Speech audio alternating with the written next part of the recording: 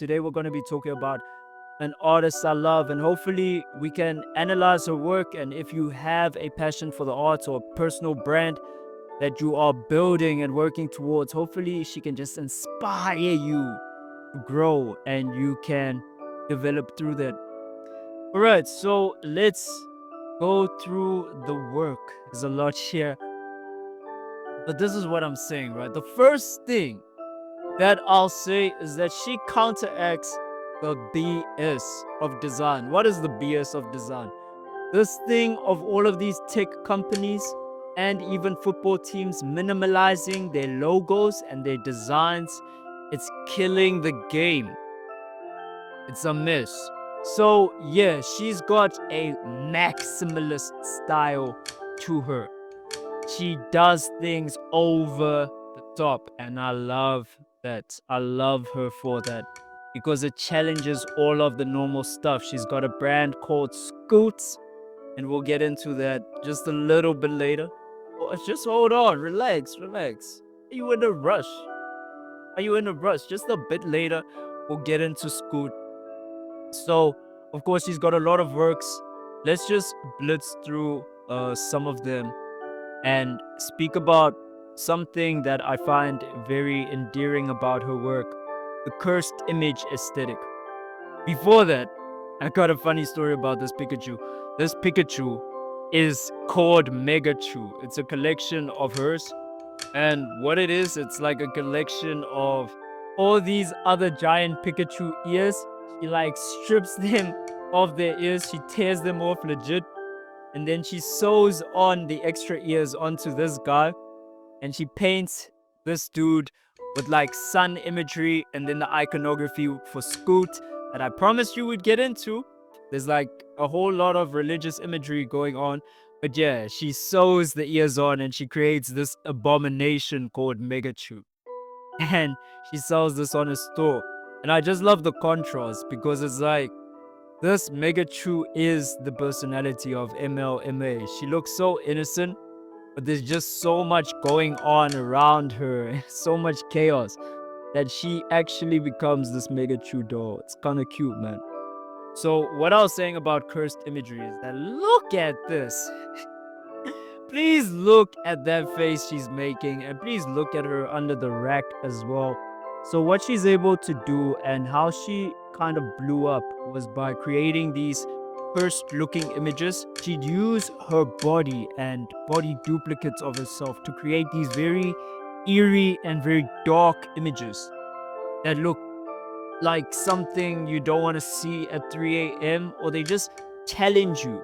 But the more they challenge you, the more you do look at them. There's another great account on Instagram called Void Stomper. He uses AI to do the same thing. You guys should check him out as well. All you need to know is that around 2016, she used the cursed image aesthetic to blow up. And she was very poor when she started out, bro. She didn't have a lot of resources. So this is something you can do even when you are coming up, even when you don't have a lot. I'm sure you have some Pokemon cards or something lying around. Why don't you use this? Use your body as the canvas, an art form, you know? She was a makeup artist, so because she couldn't afford like really expensive makeup, she'd just get like face paint, like cheap face paint from like the dollar store. And she'd consistently just keep posting these cursed images and editing them, posting them up onto IG until she'd pop. So very, very cool come up story from her as well. Now she has a very, very high level brand.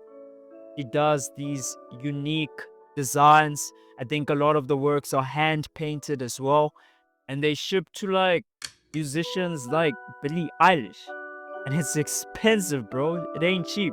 Let's get into what I promised you we'd get into. The iconography for her brand, Scoots, because I found it interesting. The reason why I'm telling you all of this is that to me, bro, this is so cool. This is so interesting. Like her whole style, her whole persona. Like I've been a fan. I've been a fan of MLMA, so I just wanted to shout it out. So this is Phi, right? So Phi pops up a lot in the symbology or the iconography for scoot, right? And what phi is the golden ratio. It's the sequence of number, I think it's 1.161 and a whole bunch of other consecutive numbers after that. It's a ratio. But what it is it's the golden ratio. So it's based on Fibonacci numbers. The Fibonacci sequence is the sequence of numbers where every consecutive number is the result of the preceding two numbers. It's the sum of the preceding two numbers. So for example, if we have 3 and 5 in the sequence, the next number will be 8, and 5 and 8 together will be 13. 13 and 8 together will be 21, and the sequence continues like that. So those are Fibonacci numbers, but what those numbers create is a ratio, this golden ratio, which phi represents. And what that golden ratio represents is not only unity, but you also see it in a bunch of artworks. So you'll see like in artworks that Da Vinci painted, maybe if you look at Van Gogh, a lot of people love applying the golden ratio to those works. So this is a very good example of phi being shown. So sometimes she'll stack it with like symbols of the sun, and other times she'll stack it with Ouroboros. So you can see here on the gloves, there's a head and a tail. So that is a snake. She also uses snakes a lot. She uses Christian imagery a lot. So the snake with a snake's head consuming its own tail in a spiral is Ouroboros. And it's somewhat to represent the spiral of life and death. It's somewhat to represent infinity, things consuming themselves to gain life, the perpetual cycle of life and the universe. And I love that she's taken these two symbols I have collected for you guys because I love y'all. You know, I love, dog, let me just tell you, I love the people who watch my channel and leave comments, bro. It's such a good feeling. But yeah, she's somewhat done this with them. Boom. And she's combined the two to create a iconography that's very symbolic to her and makes a lot of sense to what she wants to do with her brand. Even here, these other signs here that you see on this mask also represent phi. They also mean phi. They are the exact same thing. It's just a different symbol for it. And here you can also see, like I said, she uses religious imagery. Like I said, she uses religious imagery. Show. So she's got the cross here, the Christian cross. Pretty cool. So we're gonna look at this chart I made, and it shows the difference between blessed images and cursed images, things that are more cursed, uncomfortable to look at, and then the maximal images and minimalism. You will have less, you will own less, own nothing, and be happy. Minimalism. The psyop. Let's not get into that. Yo, I'm going too deep. Let's just talk MLMA. So maximalism is cool.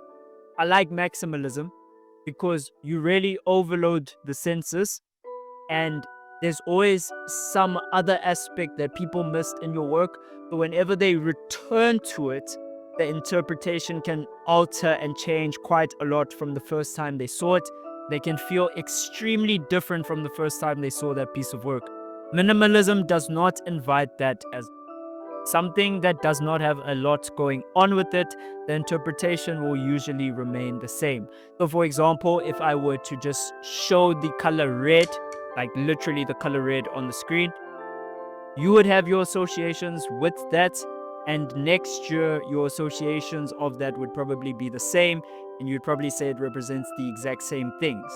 Whereas if we showed MLMA's work, next year you're going to be feeling a whole different way about it, trust me.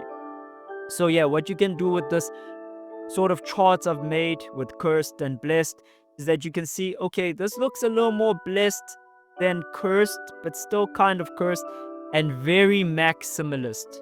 So like, and place it, maybe this needs to go here and this needs to go. So we can place stuff on this chart. And what this chart actually shows us is that most of MLMA's work we'd put like right here, right? We just shove it all the way around here in this part of the matrix, more or less here. And we'd be dodging the more minimalist and blessed aspect, which again, to me, I find very cool and very challenging. This one was also very interesting. So they got an invite from Balenciaga.